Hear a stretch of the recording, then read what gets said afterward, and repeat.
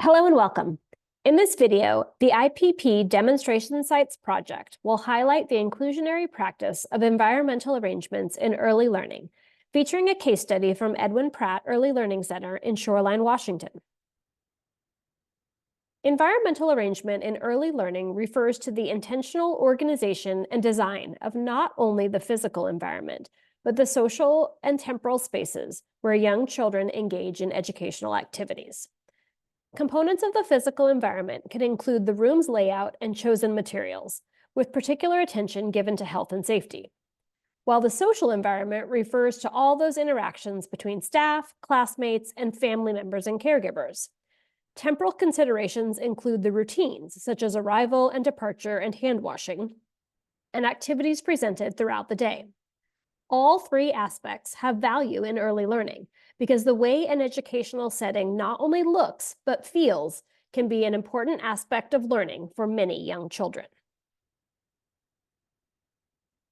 Why is the environment in early learning so important?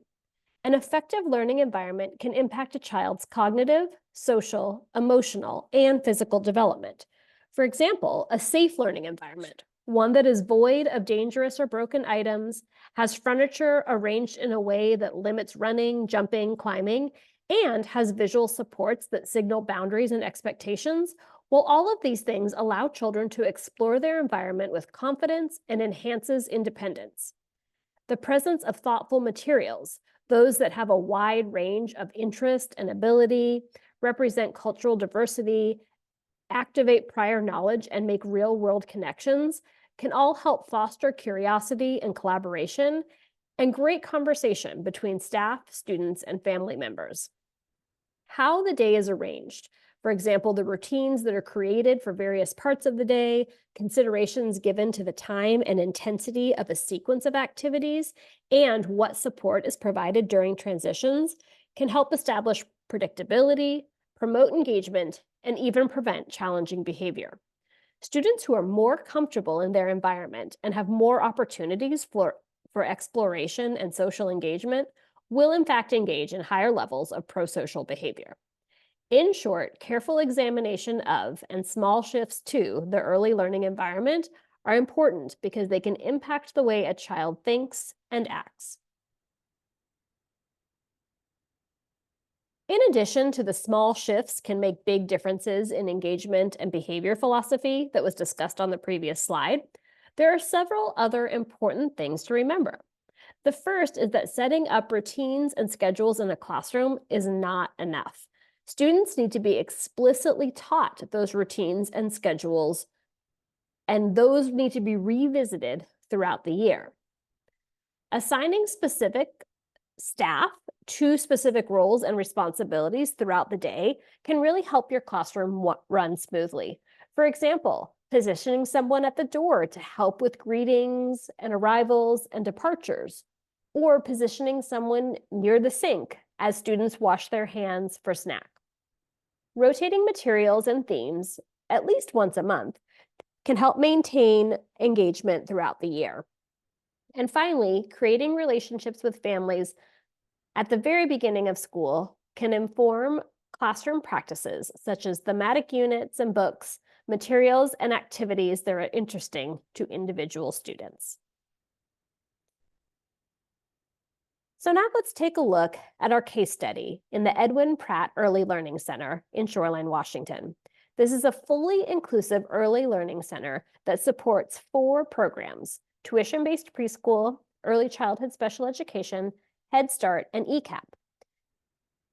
Every classroom at Edwin Pratt includes students from all of these programs, so they're blended classrooms with a braided funding, fully inclusive model.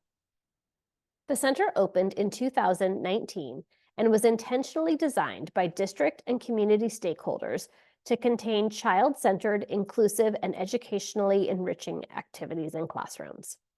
Edwin Pratt's classrooms were thoughtfully designed to create a safe learning environment for all students. They selected durable, child-accessible furniture and arranged the space to limit running and climbing, while also ensuring that there was enough space for those children with physical support needs to navigate the areas as independently as possible. In addition, all classrooms include visual supports that outline how to appropriately use materials, what the boundaries and expectations are for each student, so that they can confidently explore their environment. All the areas of the classroom are left uncovered so that children know where to find activities and materials consistently. Teachers and administrators at Edwin Pratt thoughtfully selected materials for their use in classrooms. The environment is geared to be hands-on, sensory-rich, and accessible for all needs. Here you see a student independently using materials that are intentionally linked to a curriculum unit on measuring and pouring. Even outside, we see that spaces such as this music garden are carefully curated to spark interest, activate prior knowledge, and encourage collaborative exploration among children. Edwin Pratt's staff also create and teach consistent routines, positive behavioral expectations, and pro-social practices using visual support materials based on the pyramid model. The pyramid model provides a framework of practices specifically for implementing PBIS within early childhood classrooms and programs. Visuals are posted in all areas of the school, including hallways and offices, are taught and referenced continually, and are also shared with families.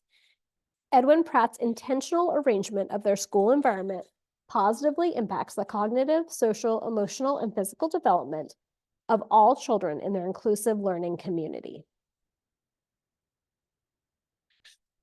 Here are a few takeaways from this presentation. The early learning environment is not just a physical space. It's also about how the classroom feels and how students, staff, and families are supported, and how routines and activities are set up to support learning throughout the day. Being intentional with each of these components is key, as it helps create a strong foundation for some of our youngest learners. And finally, small tweaks to the environment can result in big changes that can boost confidence, encourage collaboration, and maintain engagement. Here are the resources that were used throughout this presentation. And if you'd like to learn more about other inclusionary practices, including ideas for braided funding that were mentioned earlier in this presentation, please visit our website at ippdemosites.org.